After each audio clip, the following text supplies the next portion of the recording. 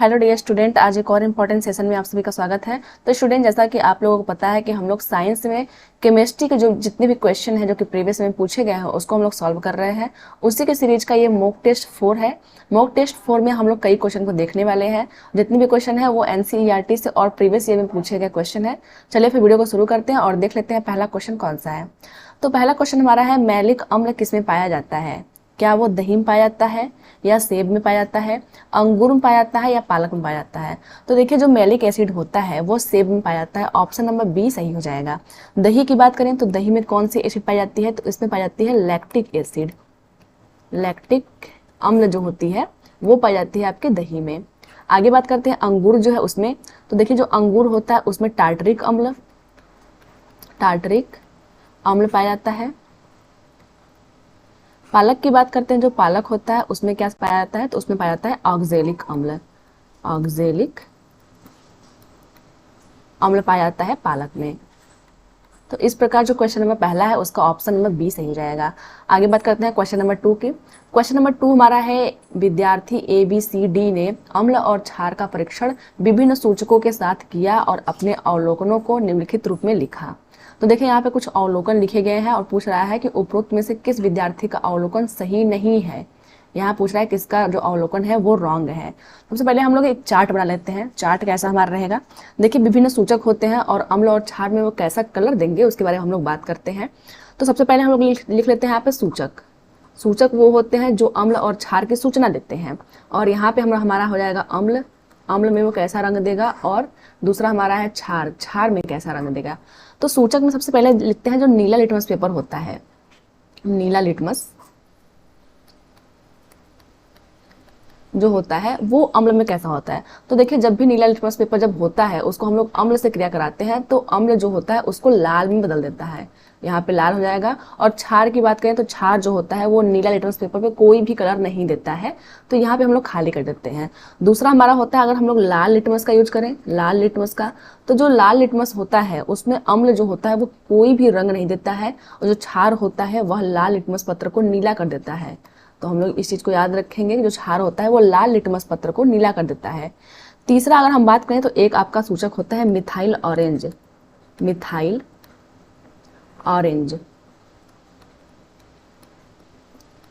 होता है। देखिए, जो मिथाइल ऑरेंज होता है अम्ल से अगर क्रिया हम लोग करवाएंगे तो ये अम्ल में लाल कलर देता है। और अगर क्षार की बात करें तो क्षार जो होता है वो पीला कलर देता है। आप लोग इस टेबल को याद रखोगे तब आपका जो क्वेश्चन होगा वो आसानी से बन जाएगा। आगे बात करते हैं, फिनाल्थिलीन एक होता है। क्या होता है? फिनाल्थेलिन।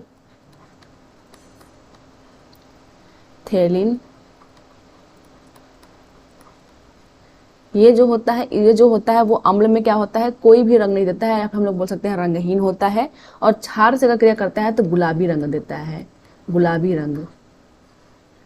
आगे बात करते हैं हल्दी। देखिए, हल्दी जो होता है वो नेचुरल इंडिकेटर होता है, प्राकृतिक जो है सूचक होता है। हल्दी जो होता है वो अम्ल से क्रिया करने पर पीला रंग होता है, या तो फिर रंग चेंज नहीं होता है, क्योंकि हल्दी जो होता है वो पीले रंग का ही होता है। अम्ल से क्रिया होने पर ये अपना रंग चेंज नहीं करता है, पीले रंग का ही बना रहता है। और अगर हम लोग क्षार से क्रिया कराते हैं तो ये क्या कर देता है? ये जो होता है वो लाल कलर देता है। हम लोग इसको हटा देते हैं। ये जो होता है क्या करता है? लाल कलर देता है। अगर हम लोग उसकी क्षार से क्रिया कराते हैं तो यहाँ पे लाल कलर देता है। आगे हम लोग देख लेते हैं जो गुड़हल होता है। गुड़हल भी क्या होता है? प्राकृतिक इंडिकेटर है। गुड़हल भी क्या है? आपका प्राकृतिक इंडिकेटर है। तो देखिए, जो गुड़हल होता है वो अम्ल से क्रिया करके मेजेंटा कलर देता है, मेजेंटा कलर देता है। और अगर क्षार से क्रिया करता है तो ये हरा कलर देता है। तो इस चार्ट को हम लोग याद रखेंगे, क्योंकि ये जो चार्ट है वो काफ़ी इंपॉर्टेंट है। इसी से जितने भी क्वेश्चन वो हमारे आगे के रहेंगे वो बनेंगे। तो हमारा जो क्वेश्चन है वो ये है कि जो हल्दी होती है, हल्दी क्या होता है? अम्ल से क्रिया करने पर लाल रंग देता है और क्षार से क्रिया करने पर पीला रंग देता है। तो हम लोगों ने पढ़ा था जो हल्दी होता है वो अम्ल से क्रिया करने पर कोई भी कलर नहीं देता है, या फिर हम लोग बोल सकते हैं पीला कलर ही रहता है। इसका जो कलर होता है वो चेंज नहीं होता है। और जो क्षार होता है उससे क्रिया करने पे यह लाल रंग का देता है। देखिए, कभी जो हमारी जब कपड़े में हल्दी लग जाती है और उसको हम लोग डिटर्जेंट जब धोते हैं तो जहां तक हल्दी लगी होती है वहां तक वो क्या होता है? लाल हो जाता है। क्यों? क्योंकि जो हमारा डिटर्जेंट होता है वो क्षार एक प्रकार का है, इसलिए जो वो कलर होता है वो रेड कलर हो जाता है। तो जो हमारा ऑप्शन नंबर पहला है वो ही गलत हो गया। तो यहाँ पे दिया है ऑप्शन नंबर ए जो हमारा है वो जो है वो सही हो जाएगा, क्योंकि यहाँ पूछा है कौन सा गलत है। तो हमारा जो ऑप्शन नंबर ए है वही गलत है। देखिए बात करते हैं गुड़हल का, तो हमने पढ़ा है जो गुड़हल होता है वो अम्ल में जो है मेजेंटा कलर देता है और क्षार के साथ हरा देता है। नीला लिटमस पत्र जो होता है अम्ल उसको लाल कर देता है और जो क्षार होता है वो कोई भी रंग परिवर्तन नहीं करता है। लाल लिटमस पत्र जो होता है उसको जो अम्ल होता है उसमें कोई भी परिवर्तन नहीं करता है और क्षार जो होता है उसको नीला बना देता है। आप लोग इस चार्ट को देख करके आप लोग पता कर सकते हो कि कौन जो है सूचक कौन सा कलर देता है। आगे बढ़ते हैं, क्वेश्चन नंबर 2 का ऑप्शन नंबर ए सही हो जाएगा। आगे हमारा है सोडियम हाइड्रोक्साइड जो है संबंध उसका कास्टिक सोडा से है, तो सोडियम कार्बोनेट का संबंध किससे होगा? तो देखिए जो सोडियम जो हाइड्रोक्साइड होता है NaOH जो होता है उसको हम लोग कास्टिक सोडा भी बोलते हैं। तो जो सोडियम कार्बोनेट होता है Na2CO3 जो होता है, सोडियम कार्बोनेट को हम लोग क्या बोलते हैं? क्या हम लोग विरंजक चूर्ण बोलते हैं? दूसरा है क्या हम लोग बेकिंग सोडा बोलते हैं? तीसरा है हम लोग क्या धावन सोडा बोलते हैं? और चौथा है क्या हम लोग फिटकरी बोलते हैं? तो देखिए जो तीसरा क्वेश्चन है उसका ऑप्शन नंबर सी जाएगा, इसको हम लोग बोलते हैं धावन सोडा। तो धावन सोडा का जो फॉर्मूला होता है वो होता है Na2CO3 जो होता है। और बेकिंग सोडा की बात करें जिसको हम लोग बोलते हैं खाने वाला सोडा, तो इसको हम लोग बोलते हैं सोडियम बाइकार्बोनेट, इसका मतलब NaHCO3। यहाँ हम लोगों ने पहले इसके जो हम लोगों ने मॉक टेस्ट किया था मैंने बताया था कि जब भी बाई लगता है तो बेकिंग सोडा मतलब होता है खाने वाला सोडा, और खाना कौन बनाता है? बाई बनाती है। इसका मतलब जब हम लोग सोडियम बाइकार्बोनेट की बात करेंगे तो वो होगा आपका बेकिंग सोडा। विरंजक चूर्ण की बात करें तो इसका भी जो फॉर्मूला होता है वो इंपॉर्टेंट होता है, ये होता है CaOCl2, ये विरंजक चूर्ण का फॉर्मूला होता है। फिटकरी के फॉर्मूला की बात करें तो इसका भी जो फॉर्मूला होता है काफी इंपॉर्टेंट होता है, ये आपका फॉर्मूला बहुत बड़ा होता है, K2SO4 इंटू Al2SO4 का थ्राइस इंटू 24H2O, इतना ये फिटकरी का फार्मूला होता है। तो हम लोग याद रखेंगे जो सोडियम हाइड्रोक्साइड होता है उसको हम लोग कास्टिक सोडा भी कहते हैं और सोडियम कार्बोनेट को हम लोग बोलते हैं धावन सोडा। ऑप्शन नंबर जो हमारा सी है वो सही हो जाएगा। बढ़ते हैं अगले क्वेश्चन की तरफ, क्वेश्चन नंबर 4। मृदा की अम्लीयता दूर करने के लिए कैल्शियम हाइड्रोक्साइड CaOH का ट्वाइस कैल्शियम हाइड्रोक्साइड का यूज करते हैं या फिर कैल्शियम ऑक्साइड या फिर कैल्शियम हाइड्रोक्साइड का यूज करते हैं। मृदा की क्षारीयता दूर करने के लिए किसका प्रयोग किया जाता है? देखिए जो हम लोग अम्ल की बात कर रहे हैं, जब अम्लीय मृदा हमारी है तो हम लोग क्षारीय चीज यूज कर रहे हैं। जो कैल्शियम हाइड्रोक्साइड आपका है या फिर जो कैल्शियम ऑक्साइड है उसकी जो प्रवृत्ति होती है वो क्षारीय होती है। तो यहाँ पूछ रहा है जब मृदा की जो प्रवृत्ति है जब अगर वो क्षारीय रहेगी तो उसको दूर करने के लिए हम लोग क्या करेंगे? तो जाहिर सी बात है हम लोग अम्ल का यूज करेंगे। तो जो हमारा क्वेश्चन नंबर 4 है उसका जो ऑप्शन है वो है मैग्नीशियम ऑक्साइड, दूसरा है मैग्नीशियम हाइड्रोक्साइड, तीसरा है जैव पदार्थ और चौथा है आपका जिंक सल्फाइड। तो देखिए जो जैव पदार्थ है ऑप्शन नंबर सी वो सही हो जाएगा, क्योंकि जो जैव पदार्थ होते हैं वो क्या करते हैं? एसिड का आपका सिक्रीशन करते हैं, जिससे जो हमारी मृदा होती है उसकी क्षारीयता दूर जाती है। मैग्नीशियम हाइड्रोक्साइड की बात करें तो ये होता है MgOH का ट्वाइस, इसको हम लोग बोलते हैं प्रति अम्ल, मतलब अम्ल के विरुद्ध ये काम करता है। तो क्वेश्चन नंबर 4 का ऑप्शन नंबर सी सही हो जाएगा। आगे बात करते हैं क्वेश्चन नंबर 5 की।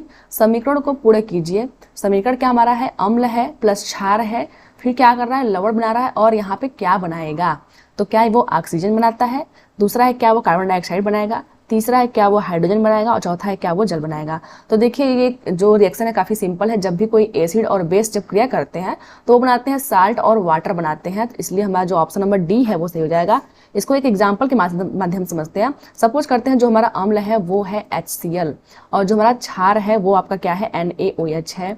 सोडियम हाइड्रोक्साइड जो हमारा क्षार है बनाएंगे क्या ये लोग? ये बनाएंगे NaCl और क्या बनाएंगे? प्लस H2O बनाएंगे। तो ये जो है NaCl इसको हम लोग बोल सकते हैं साल्ट, जिसको हम लोग लवण भी बोलते हैं, और यहाँ आपका जल बन गया। तो ऑप्शन नंबर डी आपका सही हो जाएगा। आगे बढ़ते हैं, अगला हमारा क्वेश्चन है सुमेलित कीजिए। इधर दिया है सिट्रिक अम्ल और इधर दिया है किसका? इधर कुछ अम्ल के नाम दिए गए हैं और इधर दिया गया है कि उनका यूज कहाँ होता है। तो पहला हमारा है सिट्रिक अम्ल। सिट्रिक अम्ल का यूज क्या? सॉफ्ट ड्रिंक में होता है या फिर खाद्य पदार्थों के संरक्षण में होता है, बेकिंग पाउडर बनाने के रूप में होता है, फिर आंख धोने के रूप में होता है, या धब्बे मिटाने के रूप में होता है। तो देखिए जो हमारा ए है उसका जो ऑप्शन नंबर बी है उससे मिलान होगा, क्योंकि जो सिट्रिक अम्ल होता है वो खाद्य पदार्थों के संरक्षण में यूज होता है। अगला हमारा है टार्टरिक अम्ल। तो जो हमारा टार्टरिक अम्ल है उसका जो यूज होता है वो होता है बेकिंग पाउडर बनाने में। ऑप्शन नंबर सी से मैच होगा ये। तीसरा हमारा है बोरिक अम्ल। तो देखिए जो बोरिक अम्ल होता है वो आंख की अगर कोई बीमारी होती है तो आंख को धोने के लिए यूज होता है, ऑप्शन नंबर 4 से मिलेगा। अगला हमारा है ऑक्जेलिक अम्ल। तो जो ऑक्जेलिक अम्ल होता है वो धब्बे मिटाने के यूज में होता है, हमारा ऑप्शन नंबर 5 में ये मैच करेगा। तो जो हमारा ऑप्शन बनता है वो बनता है 2, 3, 4 और 5। तो हमारा जो ऑप्शन नंबर बी है वो सही हो जाएगा। 2, 3, 4 और 5, ये ऑप्शन नंबर बी हमारा सही हो जाएगा। देखिए यहाँ पे दिया है सॉफ्ट ड्रिंक। जितने भी सॉफ्ट ड्रिंक होते हैं उनमें क्या यूज होता है? तो उनमें यूज होता है कार्बोनिक कार्बोनिक एसिड, यहाँ पे हम लोग लिख देते हैं कार्बोनिक अम्ल जो होता है वो सॉफ्ट ड्रिंक बनाने में यूज होता है। आगे बात करते हैं क्वेश्चन नंबर 6 का, ऑप्शन नंबर बी सही हो जाएगा। जितने भी अम्ल दिए गए हैं आप उनका यूज कहाँ होता है इसको याद कर लेंगे, क्योंकि जो आपका स्टेटमेंट होता है ये पूछ सकता है उसमें। क्वेश्चन नंबर 7 देखते हैं, चींटी के डंक में अम्ल होता है जिसके कारण बहुत जलन होती है, इस जलन को दूर करने के लिए किसका प्रयोग करते हैं। तो देखिए यहाँ क्या है, चींटी के डंक में अम्ल होता है। अब अम्ल के जलन को दूर करने के लिए हम लोग अम्ल का यूज नहीं करेंगे, हम लोग क्षार का यूज करेंगे, तब तो जो उसका एसिडिक नेचर है वो डाइल्यूट होगा। तो पहला हमारा है फिटकरी, दूसरा है कास्टिक सोडा, तीसरा है कैलेमाइन और चौथा है धावन सोडा। तो देखिए जो कैलेमाइन होता है ऑप्शन नंबर सी सही हो जाएगा। हम लोगों ने इसके पहले वाले मॉक टेस्ट में भी किया था कि जब चींटी जब हमें काटती है तो वो कैलेमाइन जो होता है उसका यूज होता है। जो कैलेमाइन होता है उसके स्थान पर आपको जिंक कार्बोनेट भी दे सकता है, जिंक कार्बोनेट भी इसका नाम है, कार्बोनेट का यूज करते हैं। देखिए फिटकरी की बात करें तो जो फिटकरी होता है इसका फॉर्मूला हम लोगों ने लिख लिया है। अब बात करते हैं जो फिटकरी होता है उसका यूज कहाँ होता है, तो रक्त को थक्का जमाने में, रक्त के स्कंदन में इसका यूज होता है फिटकरी का। कास्टिक सोडा की बात करें तो इसको हम लोग बोलते हैं NaOH को हम लोग कास्टिक सोडा बोलते हैं। अगला बात करते हैं धावन सोडा की, तो जो धावन सोडा का फार्मूला होता है वो होता है Na2CO3, ये आपका होता है धावन सोडा। तो आगे देख लेते हैं, जो हमारा क्वेश्चन नंबर 7 है उसका ऑप्शन नंबर सी सही हो जाएगा। अगला हमारा क्वेश्चन नंबर 8, निम्नलिखित में से क्या सत्य है, जितने भी स्टेटमेंट दिए गए हैं उसमें से कौन सा सत्य है। पहला है मिथाइल ऑरेंज अम्ल के साथ पीला और क्षार के साथ लाल रंग देता है। दूसरा हमारा है फिनाफ्थलीन अम्ल के साथ कोई भी रंग नहीं देता है परंतु क्षार के साथ गुलाबी रंग देता है। तीसरा है हल्दी अम्ल के साथ नीला रंग देता है और क्षार के साथ पीला रंग देता है। चौथा है नीला लिटमस पत्र अम्ल में रंगहीन रहता है परंतु क्षार में लाल रहता है। तो सबसे पहला हमारा स्टेटमेंट है मिथाइल ऑरेंज अम्ल के साथ पीला और क्षार के साथ लाल रंग देता है। तो क्या ये अम्ल के साथ पीला और क्षार के साथ लाल रंग देता है, तो हम लोग यहाँ पे देख लेते हैं।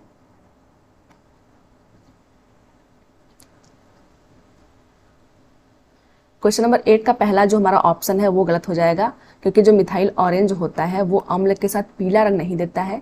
इसको हम लोग क्वेश्चन नंबर 1 से देख लेते हैं, क्या ये पीला रंग देता है। तो देखिए यहाँ पे आपका क्या है, मिथाइल ऑरेंज है, ये अम्ल के साथ लाल दे रहा है और क्षार के साथ पीला दे रहा है। तो यहाँ पे उल्टा दिया गया है स्टेटमेंट में, तो ऑप्शन नंबर पहला हमारा गलत हो जाएगा। दूसरा हमारा है फिनाफ्थलीन अम्ल के साथ कोई रंग नहीं देता परंतु क्षार के साथ गुलाबी रंग देता है। ये बात बिल्कुल सही है। हम लोग देख लेते हैं, जो फिनाफ्थलीन होता है वो अम्ल के साथ कोई भी रंग नहीं देता है। यहाँ पे देखिए फिनाफ्थलीन जो है ये अम्ल के साथ कोई भी रंग नहीं दे रहा है और क्षार के साथ गुलाबी रंग दे रहा है, तो वही चीज ये बोल रहा है ऑप्शन में। तो जो हमारा ऑप्शन नंबर बी है वो सही हो जाएगा। जो फिनाफ्थलीन है अम्ल के साथ कोई भी रंग नहीं देता है परंतु क्षार के साथ गुलाबी रंग देता है। हल्दी की बात करें तो हल्दी अम्ल के साथ नीला रंग देता है। तो हमने पढ़ा था जो हल्दी होता है वो अम्ल के साथ कोई भी रंग परिवर्तन नहीं करता है, या फिर हम लोग बोल सकते हैं अम्ल के साथ पीला ही रहता है। और क्षार की बात करें तो क्षार के साथ ये क्या होता है, लाल रंग का जाता है। अगला हमारा नीला लिटमस पत्र अम्ल में रंगहीन होता है परंतु क्षार में लाल होता है। तो देखिए जो नीला लिटमस पत्र होता है वो अम्ल में क्या होता है, लाल रंग हो जाता है, और जो क्षार होता है क्षार के साथ रंगहीन होता है, मतलब अपना रंग नहीं बदलता, यहाँ पे रंगहीन हो जाएगा। तो क्वेश्चन नंबर 8 का ऑप्शन नंबर बी सही हो जाएगा। आगे हमारा है क्वेश्चन नंबर 9, निम्न में से किसका पीएच सर्वाधिक है। किसका पीएच सर्वाधिक है, पहला हमारा है नींबू, दूसरा है शुद्ध जल, तीसरा है रक्त और चौथा है दूधिया मैग्नीशियम। तो देखिए पीएच मान क्या होता है, तो एक पीएच स्केल होता है, उस पर कुछ मान दिए गए रहते हैं, उसको हम लोग बोलते हैं पीएच मान। यहाँ जो मिडिल पॉइंट आपका होता है वहाँ पे 7 होता है, इसके आगे 8, 9, 10, इसके आगे बढ़ता चला जाता है। और देखिए अगर हम लोग बात करें 7 से नीचे तो यहाँ पे 6, 5, 4, 3, 2 और 1। तो इस प्रकार से ये पीएच स्केल होता है। तो यहाँ जो नींबू होता है, नींबू क्या होता है, खट्टा होता है। तो जो यहाँ पे देखिए जितना भी इधर रहेंगे ये अम्लीय नेचर है, अम्ल है इधर, और साथ के इधर पे यह क्षार का जो है गुण पाया जाता है। तो जितना ही ये कम होता रहेगा उतना ही अधिक अम्लीय होता जाएगा, और जितना ही इधर ये अधिक होता जाएगा उधर उतना ही क्षारीय होता जाएगा। तो जो नींबू होता है उसका जो पीएच होता है वो इधर रहेगा। जो शुद्ध जल होता है, शुद्ध जल का जो पीएच होता है वो 7 होता है। जो रक्त होता है, रक्त क्या होता है, हल्का क्षारीय होता है, तो रक्त का जो पीएच होगा वो इधर होगा। और जो हमारा दूधिया मैग्नीशियम है उसका भी जो पीएच होगा वो आपका इधर ही होगा, क्योंकि वो भी क्षारीय होता है। तो बात करते हैं जो नींबू होता है उसका कितना होता है, तो नींबू का होता है 2.5, शुद्ध जल का हमारा होता है 7, 7.0 बोल सकते हैं। रक्त जो होता है वो हल्का क्षारीय होता है तो इसका 7.4 होता है। जो दूधिया मैग्नीशियम होता है उसका 10.5 होता है। तो बोल रहा है सबका जो पीएच है वो किसका सर्वाधिक होगा, तो दूधिया मैग्नीशियम जो होता है उसका पीएच सर्वाधिक होता है। अब देखिए जो दूधिया मैग्नीशियम होता है उसका यूज कहाँ होता है, तो एंटी एसिड के रूप में इसका यूज होता है, प्रति अम्ल के रूप में। जब भी हमारा पेट जो होता है उसमें एसिडिक जो है नेचर बढ़ जाता है तो हम लोग दूधिया मैग्नीशियम का यूज करते हैं। तो क्वेश्चन नंबर 9 का ऑप्शन नंबर डी से हो जाएगा। आगे बात करते हैं, अगला हमारा क्वेश्चन है लिटमस पत्र किससे बनता है, क्या वो शैवाल से बनता है, क्या वो लाइकेन से बनता है, कवक से बनता है या फिर लवक से बनता है। तो देखिए जो लिटमस पत्र होता है वो लाइकेन से बनता है, ऑप्शन नंबर बी हमारा सही हो जाएगा। जो लिटमस पत्र होता है वो दो प्रकार का होता है, एक होता है लाल लिटमस पत्र और एक होता है हमारा नीला लिटमस पत्र। तो जो लाल होता है उसको जो एसिड होता है उसको, जो हमारा लिटमस पत्र होता है अगर वो लाल लिटमस पत्र है तो अगर अम्ल से क्रिया कर रहा है तो वो क्या हो जाएगा, ब्लू कलर का हो जाएगा। और अगर ब्लू कलर का है तो अम्ल से क्रिया कर रहा है तो वो रेड कलर का हो जाएगा। तो क्वेश्चन नंबर 10 का ऑप्शन नंबर बी सही हो जाएगा। आगे बढ़ते हैं क्वेश्चन नंबर 11, मैग्नीशियम हाइड्रोक्साइड जिसको हम लोग बोलते हैं MgOH का ट्वाइस का उपयोग के रूप में किया जाता है, किसके रूप में उपयोग होता है, क्या वो आक्सीकारक के रूप में होता है या प्रति अम्ल के रूप में होता है, अपचायी कारक के रूप में होता है, फिर किण्वन कारक के रूप में होता है। तो देखिए जो मैग्नीशियम हाइड्रोक्साइड होता है उसका जो यूज होता है वो प्रति अम्ल के रूप में होता है, ऑप्शन नंबर बी से हो जाएगा। जब भी हमारे पेट में एसिडिटी बढ़ती है तो हम लोग क्या करते हैं, इनू लेते हैं और इनू जो होता है वो किसका बना होता है, उसमें मैग्नीशियम हाइड्रोक्साइड ही होता है। इसका हम लोग फॉर्मूला याद रखेंगे क्योंकि एक साल क्या हुआ था इसका फॉर्मूला पूछ दिया गया था। तो क्वेश्चन नंबर 11 का ऑप्शन नंबर बी से हो जाएगा। आगे बढ़ते हैं क्वेश्चन नंबर 12 की तरफ। क्वेश्चन नंबर 12 है, कोई छात्र मैग्नीशियम रिबन का वायु में दहन करता है और बच्चों ही राख को आसुत जल में घोलकर विलयन बनाता है। इस विलयन की एक बूंद क्रमशः पहले नीले लिटमस पत्र और फिर लाल लिटमस पत्र पर डालने पर यह परीक्षण करेगा कि, देखिए क्या है, मैग्नीशियम का रिबन है, मैग्नीशियम का। तो देखिए मैग्नीशियम क्या है, क्षार एक प्रकार का है, क्या है, क्षार है। अब क्या कह रहा है कि क्षार का जो यूज हो रहा है पहले वो नीले लिटमस पेपर पे कर रहा है फिर लाल पे कर रहा है। तो पहला हमारा ऑप्शन है जो नीला लिटमस पत्र है वो लाल हो जाएगा और दूसरा जबकि लाल लिटमस पत्र लाल ही रह जाता है। दूसरा हमारा स्टेटमेंट है नीला लिटमस पत्र लाल हो जाता है और जबकि लाल लिटमस पत्र नीला हो जाता है। तीसरा है नीला लिटमस पत्र रंगहीन रहता है और चौथा है लाल लिटमस पत्र लाल ही रह जाता है। चौथा हमारा है नीला लिटमस पत्र नीला रह जाता है और चौथा है लाल लिटमस पत्र नीला हो जाता है। तो देखिए हम लोगों ने पढ़ा था कि जब भी क्षार जो है उस पर हम लोग अगर अम्ल की बात करें, अम्ल की बात करें तो वो जो आपका क्षार से अगर क्रिया करेगा तो ये क्या करेगा, नीला रंग देता है। और अगर हम लोग नीले लिटमस पत्र की बात करें, जो नीला लिटमस पत्र होता है वो क्या करेगा, जब भी इससे क्रिया करेगा क्षार से तो वो नीला ही रहेगा, अपना जो कलर है वो चेंज नहीं करेगा क्योंकि ये क्षार है। तो जो लिटमस पत्र होगा ब्लू वाला रहेगा वो ब्लू ही रह जाएगा। तो ऑप्शन नंबर डी हमारा सही है, जो ब्लू है वो ब्लू ही रहेगा जबकि जो रेड जो लिटमस पत्र है वो क्या होगा, ब्लू हो जाएगा। तो हम लोग ये याद रखेंगे। क्वेश्चन नंबर 12 का ऑप्शन नंबर डी सही है। आगे बढ़ते हैं क्वेश्चन नंबर 13, टार्टरिक अम्ल पाया जाता है। जो टार्टरिक अम्ल है वो कहाँ पाया जाता है, पहला है नींबुओं में, दूसरा है आंवला में, तीसरा है कच्चे आमों में और चौथा है अंगूर में। तो देखिए जो टार्टरिक अम्ल होता है वो आपका कच्चे आमों में और अंगूर में पाया जाता है। ऑप्शन नंबर हमारा जो 3 और 4 है वो सही हो जाएगा। इस प्रकार से जो हमारा ऑप्शन नंबर सी है वो सही हो जाएगा, 3 और 4 दोनों। बात करते हैं नींबू में, तो जो नींबू होती है उसमें क्या होता है, सिट्रिक एसिड, सिट्रिक अम्ल जो होता है वो पाया जाता है आपका नींबू में। आंवला की बात करें तो जो एस्कार्बिक अम्ल होता है, एस्कार्बिक अम्ल जो होता है वो पाया जाता है आपका आंवले में। आगे बात करते हैं क्वेश्चन नंबर 14 की। क्वेश्चन नंबर 14 है, आपके पास परखनलियों ए बी सी में फिनोल्फ्थेलिन विलयन है। परखनली ए में तनु हाइड्रोक्लोरिक अम्ल, बी में सोडियम हाइड्रोक्साइड विलयन और सी में आसुत जल की 2 से 3 बूंदे प्रत्येक परखनली में डालने के तुरंत पश्चात यदि आप परखनली के विलयन के रंग का परीक्षण करें तो आप यह पाएंगे कि इन परखनली में विलयन का रंग किस प्रकार है। तो देखिए सबसे पहले हम लोग 3 परखनली बना लेते हैं। ये हमारी पहली टेस्ट ट्यूब हो गई, ये दूसरी है और ये आपका तीसरा है। तीनों में क्या है, यहाँ क्या बोला गया है, तीनों में क्या है, फिनोल्फ्थेलिन है।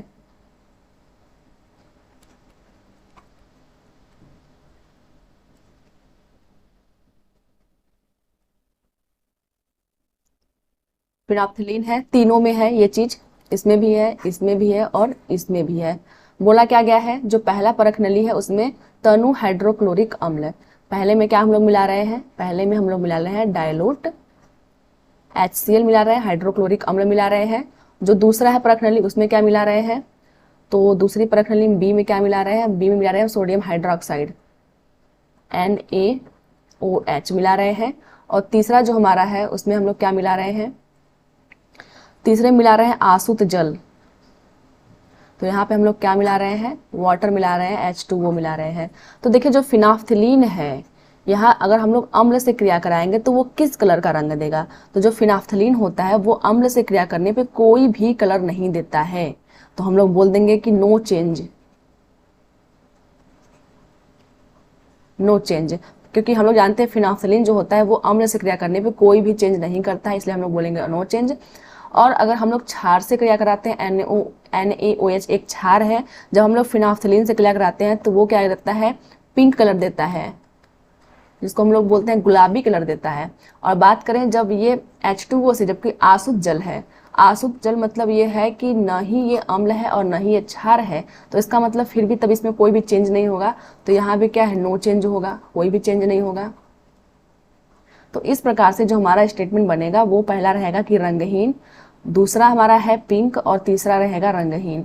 तो किस में मिल रहा है, पहला रंगहीन है, दूसरा पिंक है और तीसरा भी रंगहीन है। दूसरे में हमारा क्या है, पहला गुलाबी जा रहा है, दूसरा फीका हरा, तीसरा रंगहीन, तो ये तो होगा नहीं। तीसरा हमारा है A रंगहीन है, B भी रंगहीन, तो B जो है वो पिंक कलर दे रहा है, तो ये भी नहीं होगा। चौथा हमारा है A में फीका हरा, तो हमने पढ़ा था जो A है वो कलरलेस है, तो ये भी आपका गलत हो जाएगा। जो हमारा ऑप्शन नंबर A है वही सही हो जाएगा, जो A है वो रंगहीन रहेगा, B जो है वो पिंक देगा, C जो है वो भी रंगहीन रहेगा। तो क्वेश्चन नंबर 14 का ऑप्शन नंबर A सही है। आगे बढ़ते हैं क्वेश्चन नंबर 15 की तरफ। कोई छात्र सोडियम हाइड्रोक्साइड के तनु विलयन की एक बूंद पहले नीले लिटमस पेपर पे फिर लाल लिटमस पेपर पे डालता है, वह यह परीक्षण करता है कि, क्या हमें करना है, सोडियम हाइड्रोक्साइड NaOH। अब जो NaOH होता है उसका जो नेचर होता है वो होता है बेसिक, मतलब क्षारीय नेचर का होता है। तो कह रहा है कि पहले वो नीले लिटमस पेपर पे और फिर लाल लिटमस पेपर पे डालता है। पहले हम लोग क्या कर रहे हैं, जो बेस है उसको ब्लू पे डाल रहे हैं लिटमस पे, और फिर उसके बाद क्या डाल रहे हैं, रेड पे डाल रहे हैं। तो पूछ रहा है कि क्या होगा, तो पहला हमारा ऑप्शन है कि जो नीला लिटमस पेपर है वो लाल हो जाएगा, और दूसरा है कि लाल लिटमस जो पेपर है वो नीला हो जाएगा।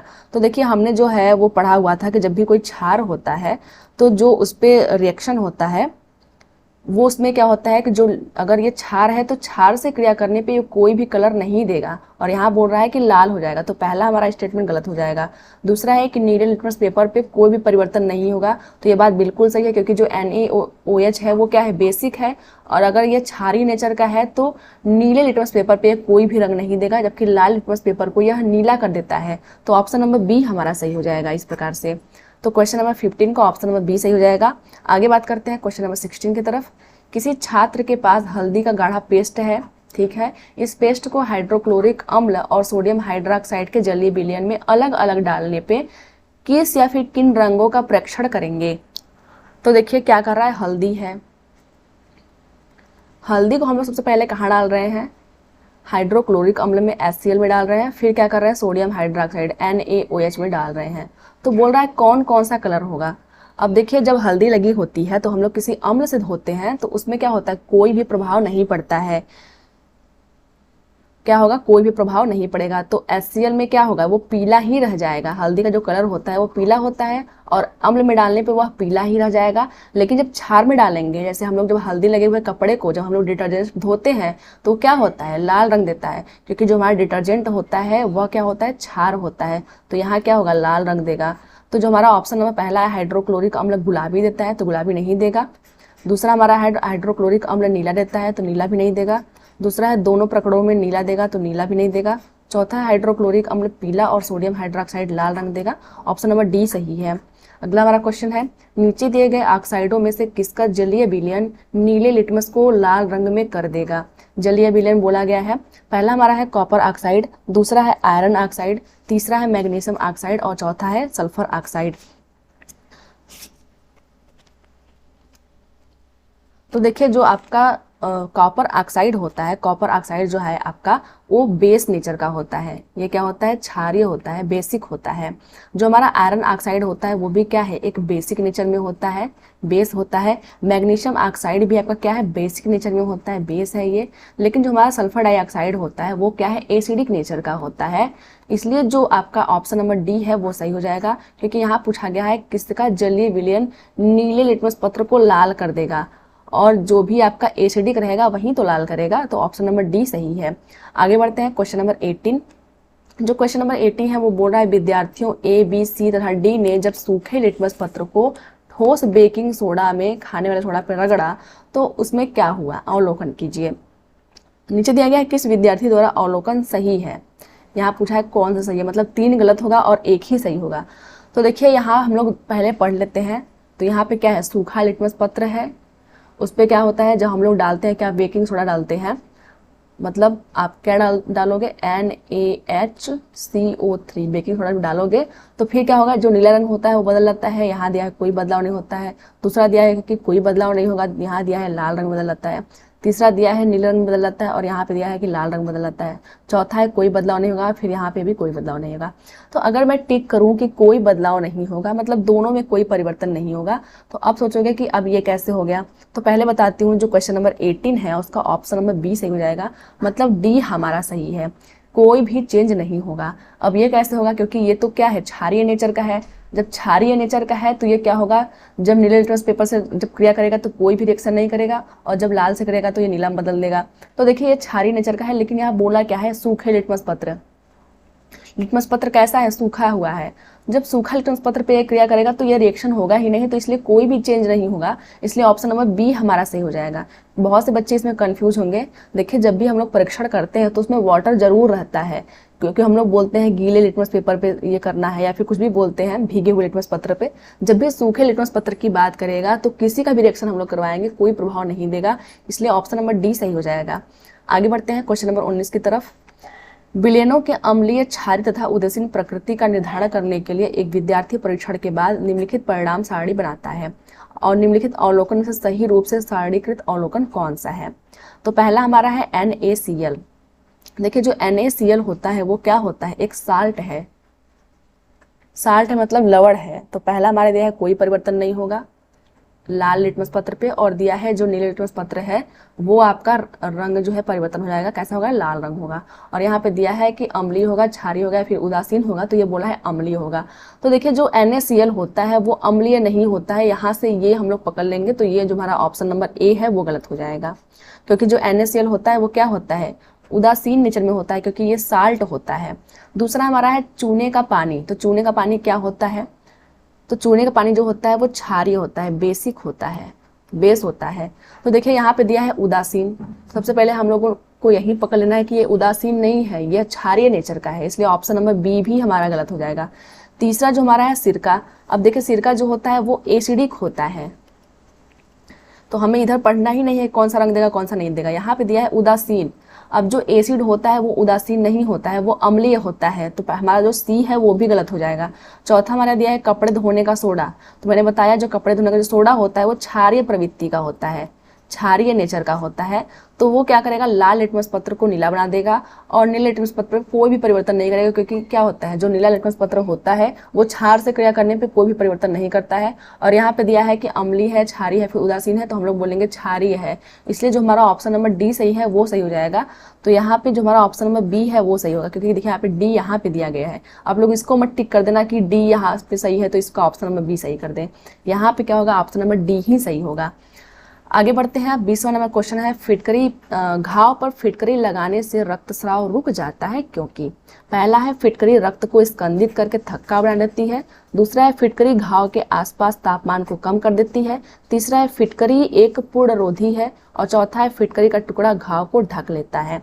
तो देखिए जो फिटकरी होता है उसको जो कटा हुआ स्थान होता है उस पर इसलिए लगाते हैं क्योंकि ये जो घाव का जो रक्त होता है उसको स्कंदित करके थक्का बना देता है, और ब्लड तभी रुकेगा जब उसका थक्का बनेगा। इसलिए ऑप्शन नंबर ए हमारा सही है।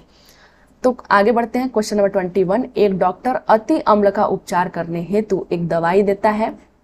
इस दवाई में मुख्य संगठन है, जैसे मैंने पहले बताया था कि एक साल ये पूछा गया था, इसका फॉर्मूला पूछ दिया था, जो एंटा एसिड था उसका फॉर्मूला पूछा गया था। तो क्या जो दवा है वो क्या है, MgCl2 है, यहाँ दिया है CaCO3 है, तीसरा हमारा है Na2CO3 और चौथा है एल्यूमिनियम हाइड्रोक्साइड। तो देखिए जो MgCl2 है वो क्या है, एक एसिड नेचर का है, अम्ल है। अब यहाँ पे क्या है, MgOH का ट्वाइस वाला नहीं आएगा उत्तर, क्योंकि ये क्या है, ये भी एक एंटी एसिड है। लेकिन यहाँ पे क्या है, MgCl2, तो ये तो अम्ल है, और अति अम्लता हुई है तो क्या हम उसे अम्ल देंगे, इस प्रकार तो उसका तबीयत और खराब हो जाएगा। दूसरा हमारा है CaCO3 कैल्शियम कार्बोनेट, जो है वो क्या होता है, क्षारीय नेचर का होता है। आगे हम बात करते हैं Na2CO3, तो ये भी क्या है, क्षारीय नेचर का होता है। और अगला हम लोग पढ़ते हैं जो हमारा एल्यूमिनियम वाला है, एल्यूमिनियम हाइड्रोक्साइड, ये क्या है, उभयधर्मी है। उभयधर्मी मतलब इसमें एसिड भी है और बेस भी है, दोनों है, एसिड है प्लस बेस भी है। तो इस प्रकार से अगर हम लोग एसिड और बेस दोनों वाला सोल्यूशन इसको दे देते हैं तो इसमें एसिड भी है तो उसका तबीयत और खराब हो जाएगा। अब हमें देना क्या है, अति अम्लता के उपचार के लिए देना है, तो हम लोग को कोई क्षारीय प्रोडक्ट देना है। अब क्षारीय ये भी है और ये भी है, तो इसमें से कौन सा देंगे, तो देखिए जो हमारा ऑप्शन नंबर C है, सोडियम कार्बोनेट जो है उसको हम लोग बोलते हैं धावन सोडा। अगर आप लोगों को नाम इसका याद होगा तो धावन सोडा हम लोग बोलते हैं। धावन सोडा मतलब धोने वाला सोडा, कपड़े धोने वाला सोडा। अब उसको हम लोग कपड़े धोने वाला सोडा तो नहीं दे सकते हैं, उसको हम लोग क्या देंगे, कैल्शियम कार्बोनेट देंगे। इसलिए हमारा ऑप्शन नंबर जो B है वो सही हो जाएगा। हमें क्षार देना है और ऑप्शन में आपका एक ही क्षार दिया गया है, कैल्शियम कार्बोनेट, जो कि इंसान को देने लायक है। दूसरा जो हमारा क्षार है वो सोडियम कार्बोनेट है, जिसको हम लोग बोलते हैं धावन सोडा। तो धावन सोडा तो नहीं दे सकते इंसान को, इसलिए जो हमारा ऑप्शन नंबर B है वो सही हो जाएगा। वैसे एग्जाम में आपको ये पूछता है, MgOH का ट्वाइस पूछता है, अति अम्लता के उपचार के लिए हम लोग MgOH का ट्वाइस भी यूज करते हैं। तो क्वेश्चन नंबर 21 का ऑप्शन नंबर B सही हो जाएगा। आगे बढ़ते हैं क्वेश्चन नंबर 22, सल्फ्यूरिक अम्ल को तनु बनाने के लिए अम्ल को पानी में डालने की सलाह दी जाती है, क्योंकि देखिए जो हमारा H2SO4 होता है सल्फ्यूरिक अम्ल, उसको हम लोग डाइल्यूट करते हैं। तो डाइल्यूट करने के लिए वाटर का यूज करते हैं प्लस H2O करते हैं। क्यों करते हैं, पहला हमारा है अम्ल कांच के बर्तन को तोड़ सकता है, दूसरा है अम्ल तनु बनाने की प्रक्रिया में अधिक उष्माक्षेपीय है, तीसरा है अम्ल को तनु बनाने की प्रक्रिया में अत्यधिक उष्माशोषी है, चौथा है अम्ल का पानी की ओर गहरा आकर्षण होता है। तो देखिए जो क्वेश्चन नंबर 22 है उसका ऑप्शन नंबर B सही हो जाएगा। जब भी हम लोग ये डाइल्यूशन की क्रिया करते हैं, डाइल्यूट करने की जो क्रिया करते हैं उसमें बहुत ही अत्यधिक उष्मा निकलती है, इसलिए हम लोग वाटर का यूज करते हैं। तो क्वेश्चन नंबर 22 का ऑप्शन नंबर B सही हो जाएगा। आगे बढ़ते हैं क्वेश्चन नंबर 23, पालक, आंवला और कच्चे अंगूर में क्रमशः कौन सा अम्ल पाया जाता है। तो पालक भी है, आंवला भी है और कच्चा अंगूर भी है। तो हमें इसी सीक्वेंस में बताना है कि कौन कौन सा एसिड पाया जाएगा। तो पहले अगर पालक के एसिड की बात करें तो हम लोगों ने एक क्वेश्चन में देख लिया है कि जो पालक होता है उसमें ऑक्जेलिक अम्ल पाया जाता है। आंवले की बात हम लोग करें तो हम लोग आंवला में पढ़ा है कि एस्कार्बिक अम्ल पाया जाता है, और कच्चे अंगूर की बात करें तो हम लोगों ने पढ़ लिया है टार्टरिक अम्ल पाया जाता है। इसलिए जो हमारा ऑप्शन नंबर B है वो सही हो जाएगा। जो पालक होता है उसके लिए ऑक्जेलिक अम्ल, आंवला के लिए एस्कार्बिक अम्ल, और जो अंगूर होता है उसके लिए टार्टरिक अम्ल। तो क्वेश्चन नंबर 23 को ऑप्शन नंबर B सही हो जाएगा। आगे बात करते हैं क्वेश्चन नंबर 24 की, क्षारकों के संबंध में निम्न में से कौन सा एक कथन सही है।